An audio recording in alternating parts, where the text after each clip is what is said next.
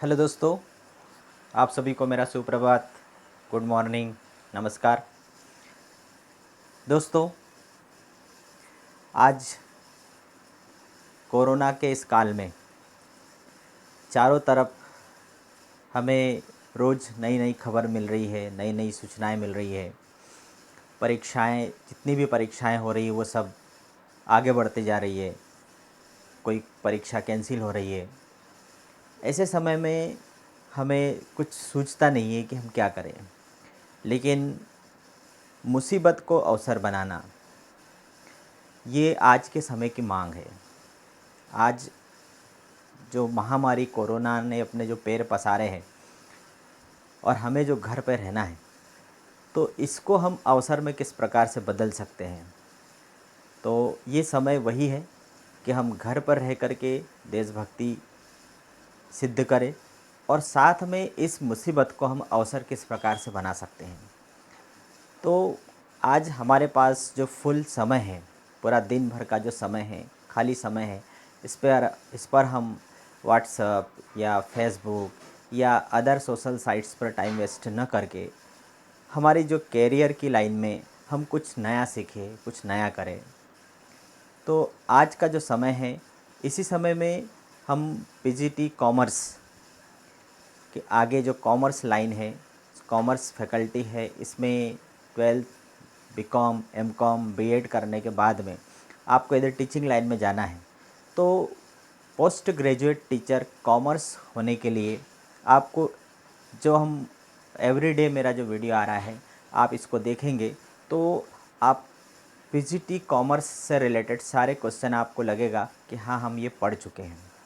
11th-12th में, graduation में आपने ये सारी चीज़ें पढ़ी हुई है और यही चीज़ें हमारी एग्ज़ाम में आती है।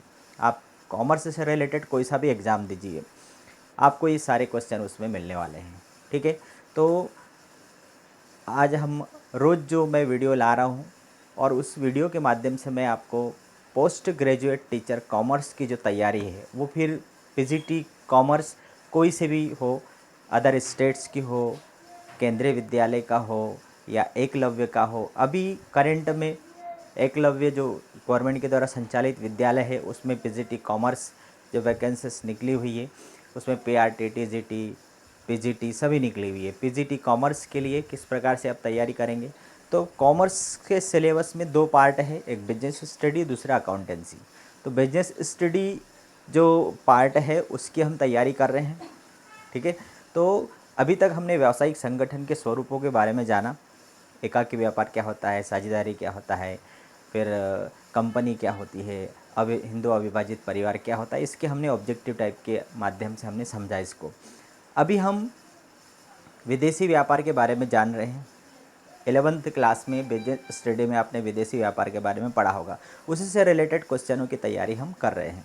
धीरे धीरे ये एक एक वीडियो के माध्यम से हमारी जो पीजीटी कॉमर्स है वो हमारा जो कोर्स है, ऐसे आप यदि आप पढ़ने जाओगे तो बहुत विशाल कोर्स है, लेकिन ये जो धीरे धीरे जो हम बोलते हैं ना कि बूंद बूंद से घड़ा भरता है, ऐसे जो आधे आधे घंटे, एक एक घंटे के वीडियो के माध्यम से यदि भी आप पढ़ेंगे, रोज़ यदि पढ़ते रहेंगे तो आप एक विशाल कोर्स को भी कंप्लीट कर सकते हो। ठीक है, तो चलिए दोस्तों स्टार्ट करते हैं आज की क्लास।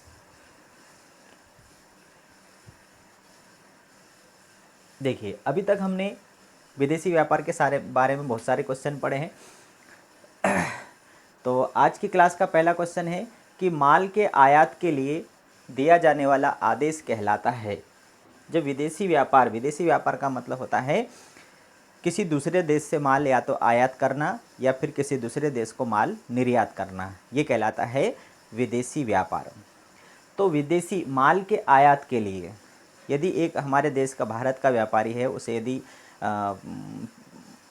अमेरिका से माल आयात करना है, जापान से माल आयात करना है, चाइना से माल आयात करना है, तो माल के आयात के लिए दिया जाने वाला आदेश क्या कहलाता है विदेशी व्यापार में, उस ऑर्डर को क्या बोलेंगे? The order for import of goods is called indent बोलेंगे, आयात आदेश बोलेंगे, बिल ऑफ लेडिंग बोलेंगे या लेटर ऑफ क्रेडिट बोलेंगे। तो यहाँ पर ये जो चार वर्ड है, विदेशी व्यापार में माल के आयात के लिए जो आदेश दिया जाता है उस आदेश को कहा जाता है इंडेंट। उस आदेश को क्या कहा जाता है, उसे इंडेंट कहा जाता है। ठीक है, विदेशी व्यापार में माल के आयात करने के लिए जो आदेश दिया जाता है उसे इंडेंट कहा जाता है विदेशी व्यापार में। क्वेश्चन नंबर 2 है, निर्यातक को जहाजी बिल्टी भरनी होती है। निर्यातक का मतलब होता है किसी दूसरे देश में माल भेजना, बेचने के लिए भेजना।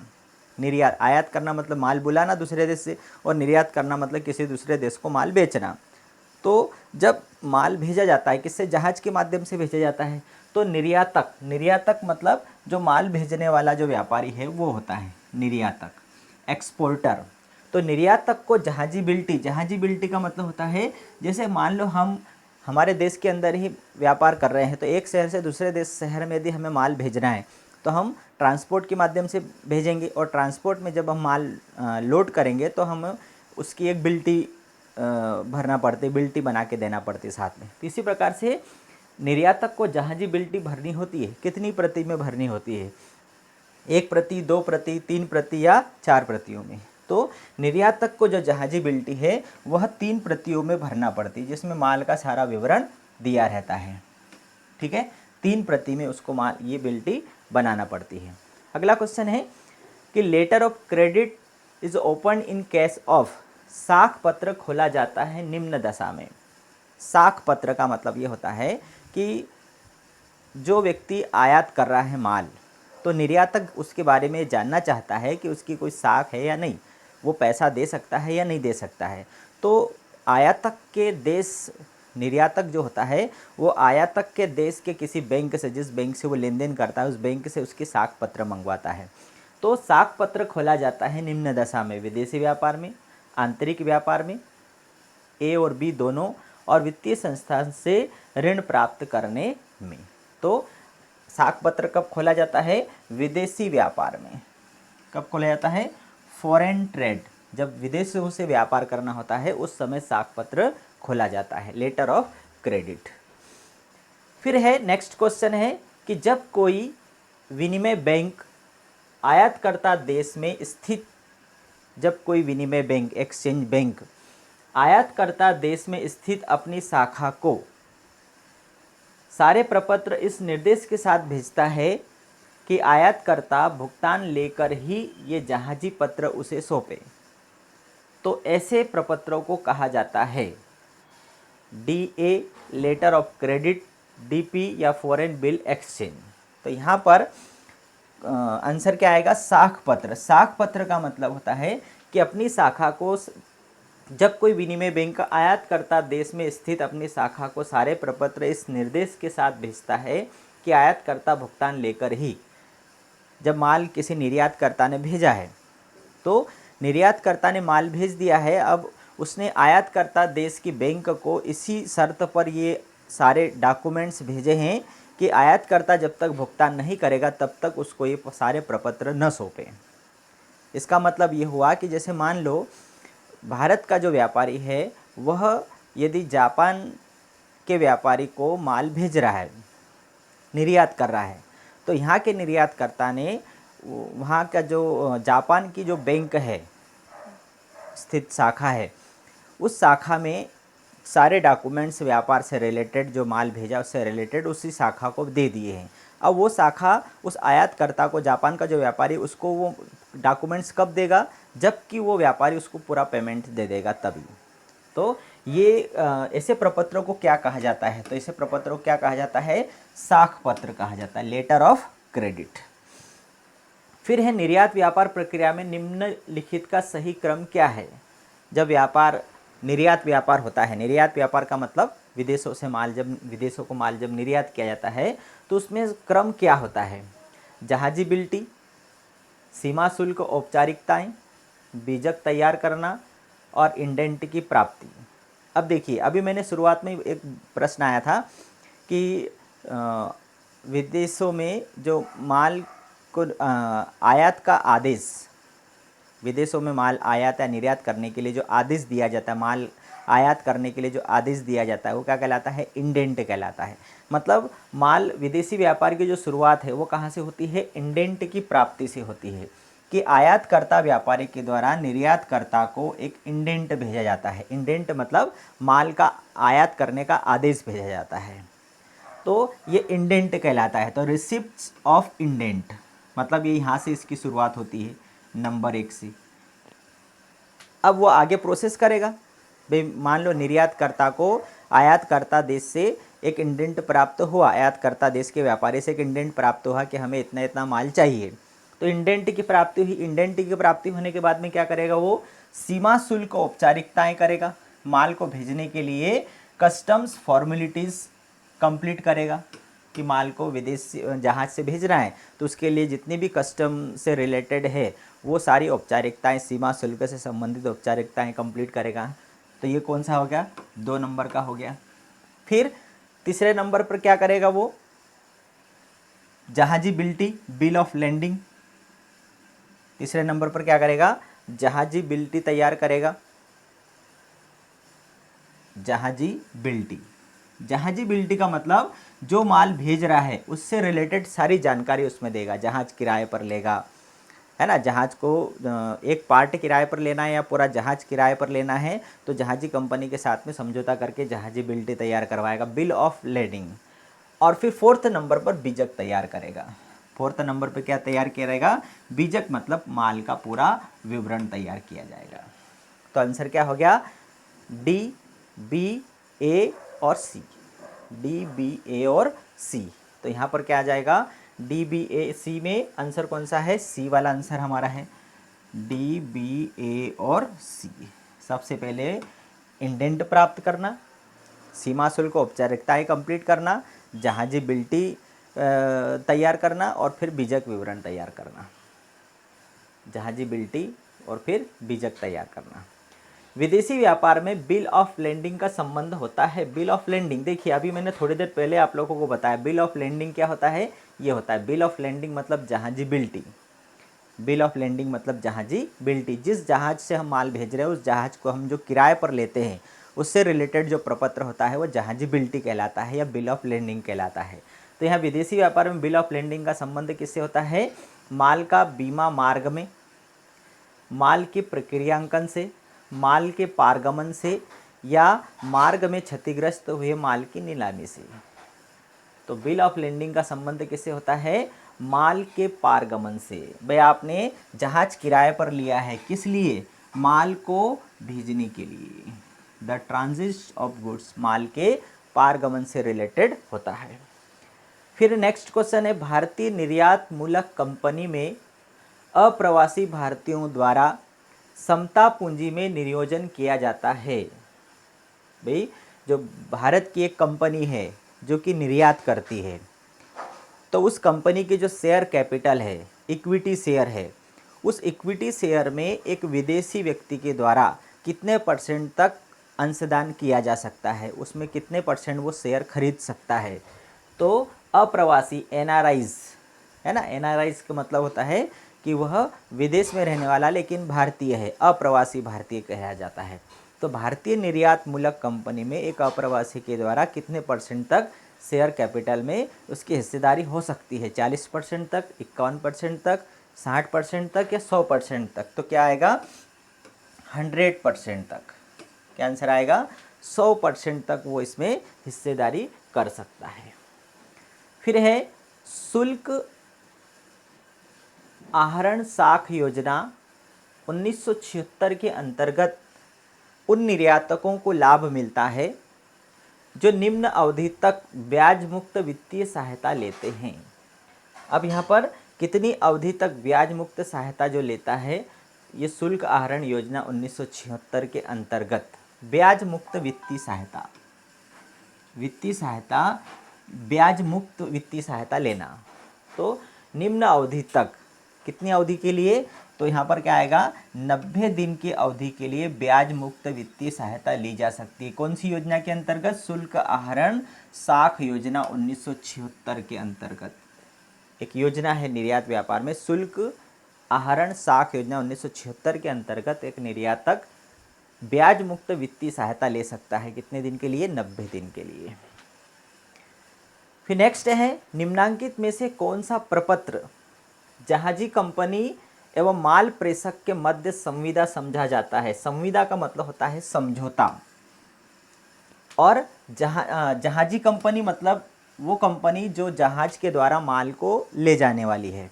और प्रेषक का मतलब होता है निर्यातकर्ता, माल भेजने वाला।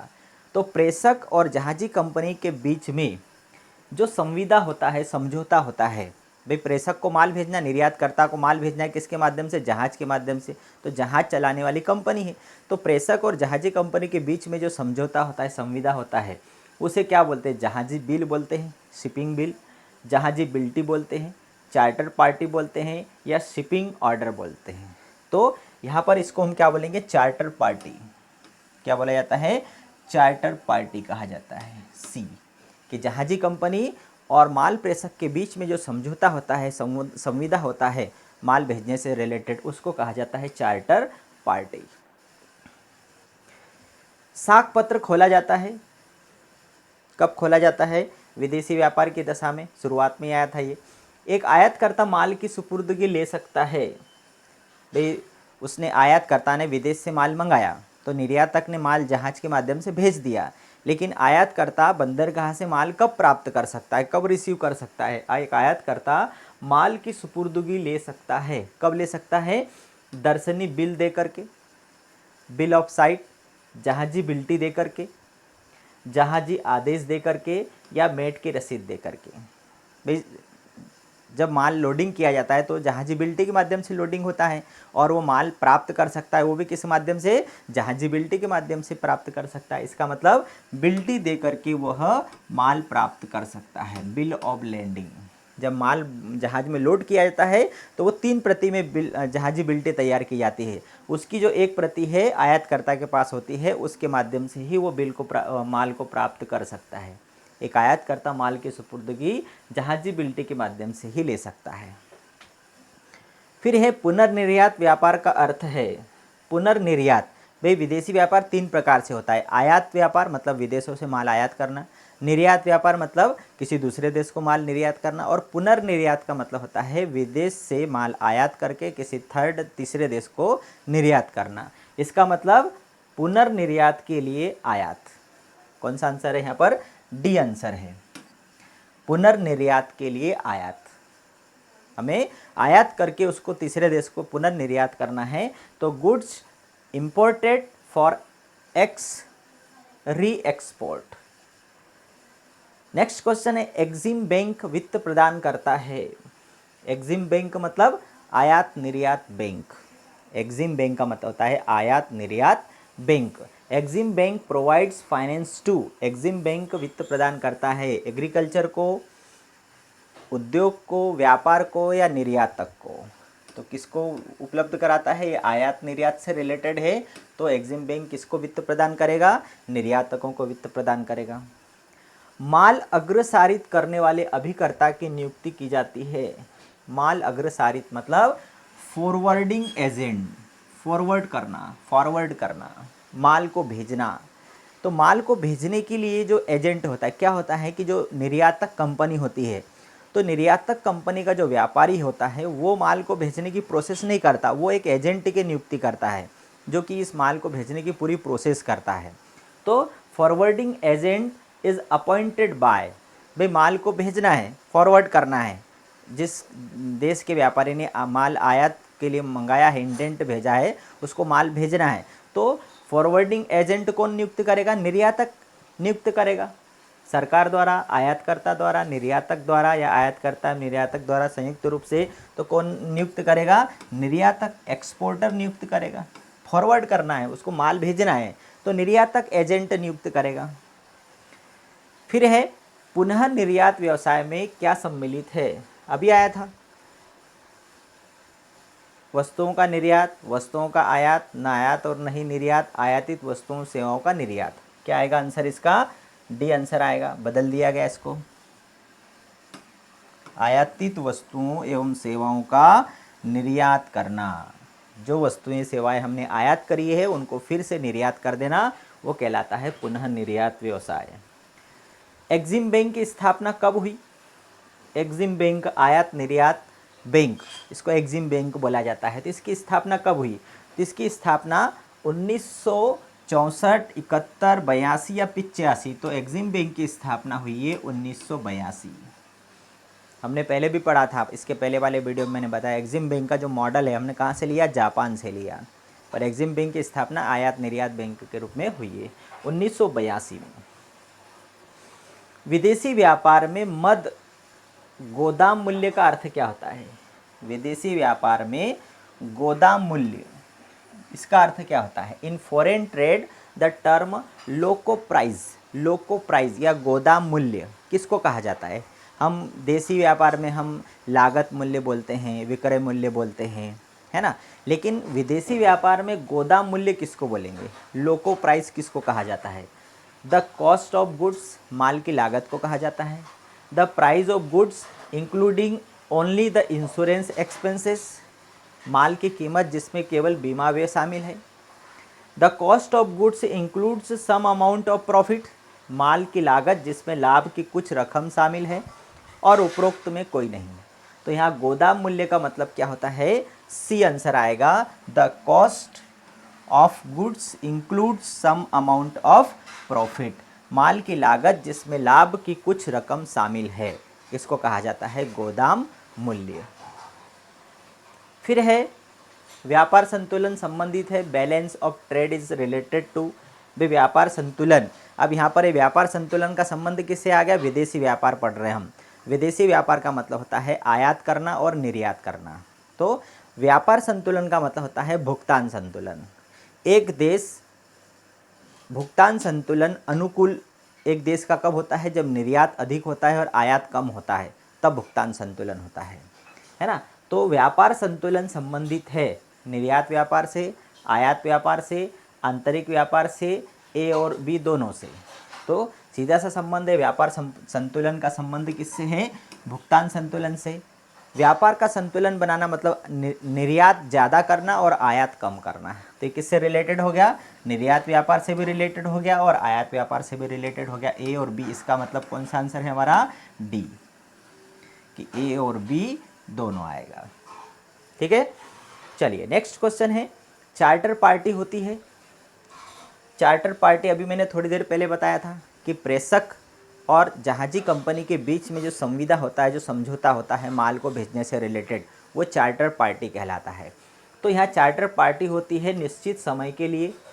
ये जो समझौता एक निश्चित समय के लिए होता है, निश्चित यात्रा के लिए होता है, एक निश्चित समय के लिए और निश्चित यात्रा के लिए। भैया आप लोगों को भी यदि कहीं जाना होगा तो आप 10 बजे आपको किसी शहर से कहीं दूसरी जगह बस में जाना है, तो आप समय भी देखोगे और एक निश्चित यात्रा भी देखोगे कि आप बस में बैठ गए कि कहीं भी ले जा भैया। ऐसा नहीं, जहाज़ में आपने माल लोड किया है तो एक निश्चित समय में आपको भेजना है और एक निश्चित यात्रा मतलब एक निश्चित स्थान के लिए भेजना है। तो ये चार्टर पार्टी जो संविदा हुआ है प्रेषक और जहाजी कंपनी के बीच में, वो एक निश्चित समय के लिए भी हुआ है और एक निश्चित यात्रा के लिए भी हुआ है। इसका मतलब आपका आंसर क्या आ गया? ए और बी दोनों के लिए। आंसर कौन सा हो गया? सी आंसर हो गया। चलिए नेक्स्ट क्वेश्चन है, साख एवं गारंटी निगम द्वारा मान्य वाणिज्यिक जोखिमों में सम्मिलित नहीं है। साख एवं गारंटी निगम द्वारा मान्य वाणिज्यिक जोखिम, विदेशी व्यापार में जो व्यापार किया जाता है तो उसमें जो रिस्क होती है, तो साख गारंटी निगम के द्वारा जो रिस्क दी गई है कि ये रिस्क को शामिल किया जाएगा, तो इसमें से कौन से रिस्क नहीं है ये पूछा गया है। कौन से रिस्क नहीं है? क्रेता के दिवालिया हो जाने से उत्पन्न जोखिम, तो ये साख एवं गारंटी निगम के अंतर्गत ये जोखिम दी गई है, हमें नहीं देखना है। क्रेता के देश में युद्ध से उत्पन्न जोखिम, क्रेता की माल स्वीकारने में असफलता से उत्पन्न जोखिम, ये भी रिस्क में दिया गया है। क्रेता द्वारा भुगतान में लगातार चूक से उत्पन्न जोखिम, है ना, ये व्यापारी के हाथ में नहीं है। विक्रेता का दिवालिया होना ये विक्रेता के हाथ में नहीं है, मतलब निर्यातक के हाथ में नहीं है। क्रेता की माल स्वीकारने में असफलता से उत्पन्न जोखिम, ये भी उसके हाथ में नहीं है। और क्रेता द्वारा भुगतान में लगातार चूक से उत्पन्न जोखिम, ये भी उसके हाथ में नहीं है। लेकिन क्रेता के देश में युद्ध से उत्पन्न जोखिम ये इसमें शामिल नहीं है, व्यापार से रिलेटेड जोखिम नहीं है, ये अलग ही प्रकार के, इसलिए इसको इसमें शामिल नहीं किया गया है। नेक्स्ट है व्यापार संतुलन को अनुकूल बनाने हेतु निम्न प्रयास किया जाना चाहिए।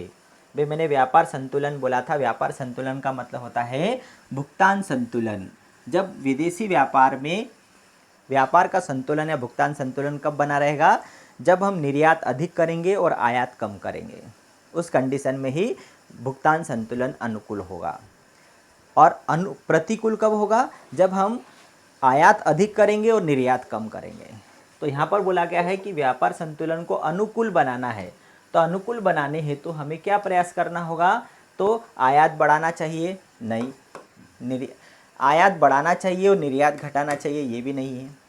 आयात घटाना चाहिए और निर्यात घटाना चाहिए, ये भी नहीं है। तो फिर डी क्या है, निर्यात बढ़ाना चाहिए और आयात घटाना चाहिए।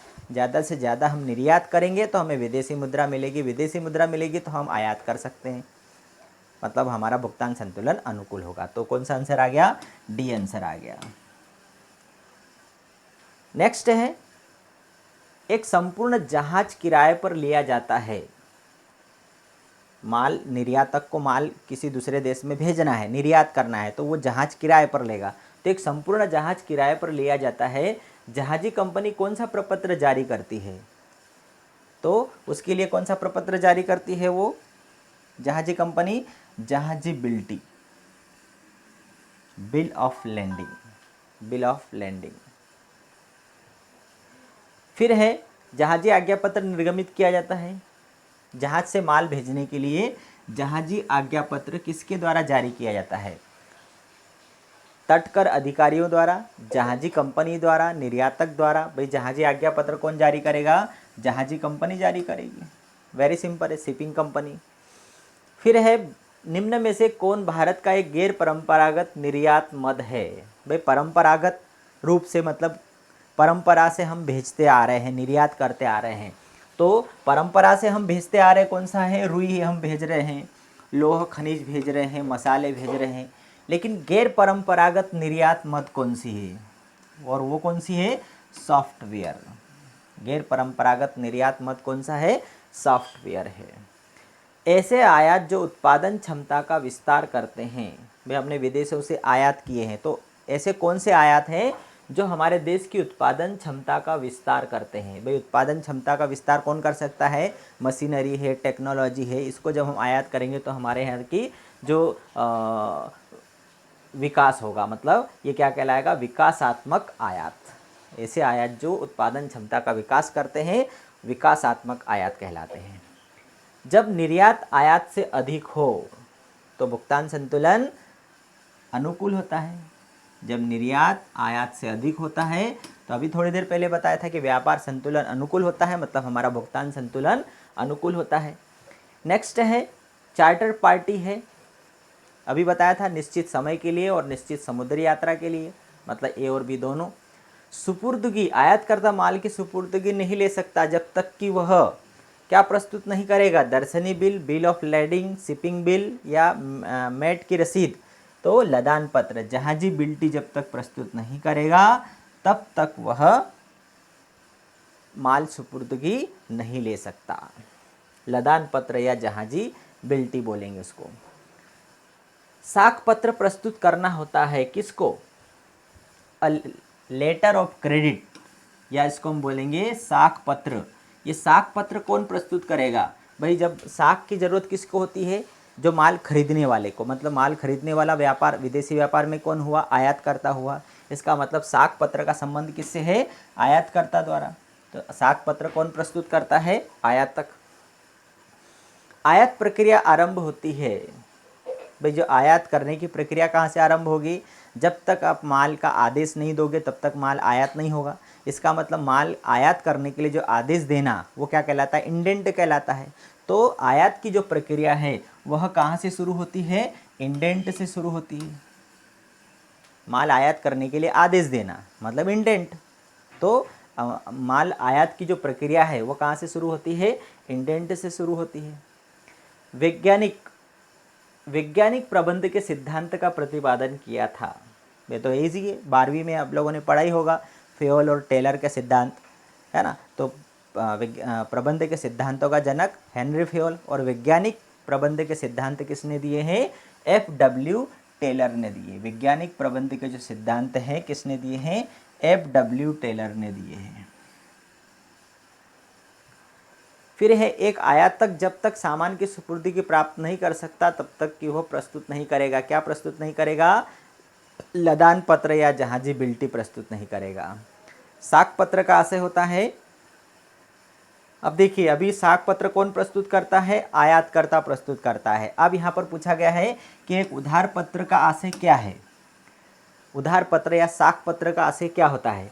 आयातकर्ता द्वारा निर्यातकर्ता को उधार व्यापार हेतु संस्तुति पत्र देना, निर्यातकर्ता द्वारा आयातकर्ता को उधार व्यापार हेतु संस्तुति पत्र देना, उधार क्रय या विक्रय की शर्तों वाला प्रपत्र, और चौथा है पत्र जिसके द्वारा बैंक नियत तिथि पर भुगतान का स्वीकार करता है। तो ये प्रश्न पहले आ चुका है, कौन सा आएगा? डी आएगा, कि एक ऐसा पत्र जिसके माध्यम से पत्र जिसके द्वारा बैंक नियत तिथि पर भुगतान करना स्वीकार करता है। भाई आयातकर्ता जब तक भुगतान नहीं करेगा तब तक उसको वो सारे डॉक्यूमेंट्स व्यापार से रिलेटेड, विदेशी व्यापार से रिलेटेड वो डॉक्यूमेंट्स बैंक उसको सुपुर्द नहीं करेगा।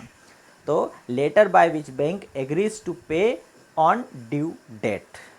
ठीक है, तो ये आज हमने विदेशी व्यापार से रिलेटेड ये बहुत सारे क्वेश्चन देखे, सारे इंपॉर्टेंट क्वेश्चन हैं। आप लोगों को किसी न किसी परीक्षाओं से रिलेटेड मिलेंगे, यूपीपीसीएस में है ना, फिर टीजीटी के प्रश्न है, सारे इंपॉर्टेंट प्रश्न है। ये बहुत ही वेरी आईएमपी क्वेश्चन है। आपको कॉमर्स से रिलेटेड आप कोई से भी एग्ज़ाम देंगे उसमें सभी में काम आने वाले हैं। ठीक है, ओके, थैंक यू, बाय।